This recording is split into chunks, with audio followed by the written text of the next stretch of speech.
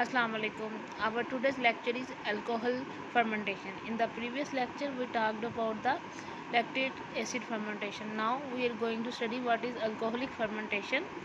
As the name suggests that this is the type of fermentation where the end product is alcohol.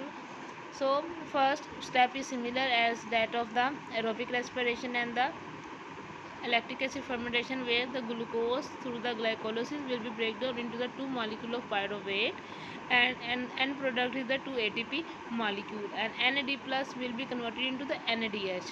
While during the alcoholic fermentation, the pyruvate molecule converted into the acetaldehyde by the decarboxylation. यहाँ पे क्या होगा, जो pyruvate है उसकी decarboxylation होगी और वह एक कार्बन डाइऑक्साइड जो 2 मॉलिक्यूल ऑफ कार्बन डाइऑक्साइड है उसको क्या करेगा, रिलीज़ करेगा। ठीक है, तो डीकार्बोक्सिलेशन क्या है, removal of carbon dioxide molecule. तो वो किसके अंदर कन्वर्ट करता है, एसिटल्डिहाइड में। ठीक है, एसिटल्डिहाइड जो है वो 2 कार्बन कंटेनिंग कंपाउंड है। ये एसिटल्डिहाइड जो है वो क्या करता है, रीजनरेट करता है, NADH को कन्वर्ट करता है NAD प्लस में, और फिर वो कन्वर्ट करता है किसके अंदर, एथेनॉल के अंदर। तो एथेनॉल क्या है, एक अल्कोहल है। ठीक है, 2 कार्बन कंटेनिंग कंपाउंड है। तो इस तरह से ग्लूकोज जो है वो एंड में किस में कन्वर्ट हो जाता है, एथेनॉल में। तो पायरुवेट जो है वो उसकी डीकार्बोक्सिलेशन होगी तो वो पहले एसिटल्डिहाइड में कन्वर्ट होगा, फिर एसिटल्डिहाइड जो है वो रीजनरेट करेगा NAD प्लस और will be converted into the ethanol. और ये सारा प्रोसेस किसके अंदर होता है, जो अल्कोहलिक फर्मेंटेशन है, take place in the yeast cell. So another most important process of fermentation is the alcohol fermentation, in which NADH donates its electron to the derivative of pyruvate producing the ethanol. Derivative क्या है, acetaldehyde जो है that is the derivative of ethanol, और जो कि convert करता है derivative of pyruvate है जो कि कन्वर्ट करता है एथेनॉल के अंदर। Going from pyruvate to ethanol is a 2 step process. अब ये जो ये स्टेप है, ये प्रोसेस जो है वो 2 स्टेप्स में होता है। In the first step a carboxyl group is remove from the pyruvate and release in as a carbon dioxide. तो क्या होता है, सबसे पहले डीकार्बोक्सिलेशन होती है किसकी, पायरुवेट की, जहाँ पे वो जो कार्बोक्सिल ग्रुप है कार्बन डाइऑक्साइड की फॉर्म में जो है वो रिलीज़ करेगा, producing a 2 carbon molecule called the acetaldehyde. तो सबसे पहले पायरुवेट जब उसकी डीकार्बोक्सिलेशन होती है तो किस में कन्वर्ट करता है, एसिटल्डिहाइड में। और सेकेंड स्टेप में क्या होता है, NADH passes its electron to acetaldehyde. जो NADH है वो अपना इलेक्ट्रॉन पास करता है एसिटल्डिहाइड को, रीजनरेट करता है NAD प्लस में, और किस में कन्वर्ट होता है, एथेनॉल के अंदर। तो क्या होता है, सबसे पहले glucose through the glycolysis will be converted into the 2 molecule of pyruvate. And product क्या है, 2 मॉलिक्यूल ऑफ ATP। और फिर इसके बाद जो पायरुवेट है उसकी क्या होगी, डीकार्बोक्सिलेशन होगी, और वहाँ पे जो कार्बोक्सिल ग्रुप है वो रिमूव होगा in the form of carbon dioxide, और पायरुवेट जो है वो एसिटल्डिहाइड में कन्वर्ट करेगा।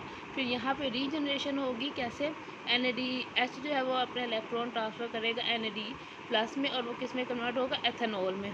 तो यहाँ पे सबसे पहले ग्लाइकोलिसिस होती है, और जो दूसरा स्टेप है वो NAD प्लस रीजनरेशन होती है। तो alcohol fermentation is take place in the yeast cell, where the yeast produces the ethanol found in alcoholic drinks like beers and wines। तो beer and wine जितने भी beverages हैं वहाँ पे जो alcohol formation होती है it help take place with the help of alcoholic fermentation। So alcohol is toxic to yeast cell in large quantities just as it is to human. तो alcohol क्योंकि एक टॉक्सिक कंपोनेंट है तो वो yeast के लिए क्या है,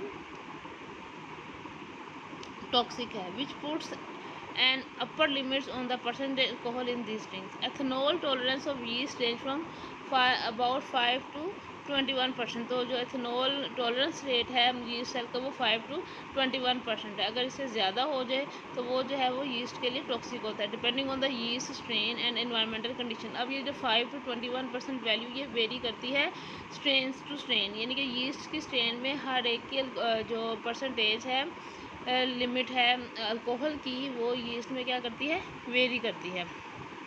अब हमें पता है कि there are the other 2 classes of bacteria, one is the facultative bacteria and other are the obligate anaerobes.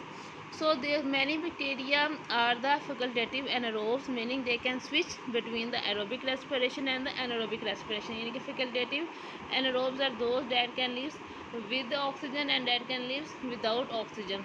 So here the fermentation or anaerobic respiration also take place depending upon the availability of the oxygen.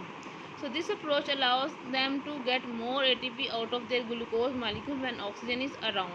तो जब oxygen present होती है तो ATP production through oxidation होता है since aerobic respiration take place but keep metabolising and stay alive when oxygen is scarce. तो लेकिन जब ऑक्सीजन की कमी होती है तब भी they can live. Other bacteria are the obligate parasite. Obligate parasite or the anaerobes are those which can live only in the absence of oxygen. So they can live and grow only in the absence of oxygen because oxygen is toxic to them. So these are the microorganisms that can live obligate anaerobes that can live without the presence of oxygen. So for example Clostridium bacteria that are responsible for the botulism. Botulism क्या है? It is a form of food poisoning or obligate anaerobes. So example of obligate anaerobes are the Clostridium. So there are some other multicellular animals have been discovered in deep sea sediment that are free of oxygen. So this is all about the alcoholic fermentation and the lactic acid fermentation.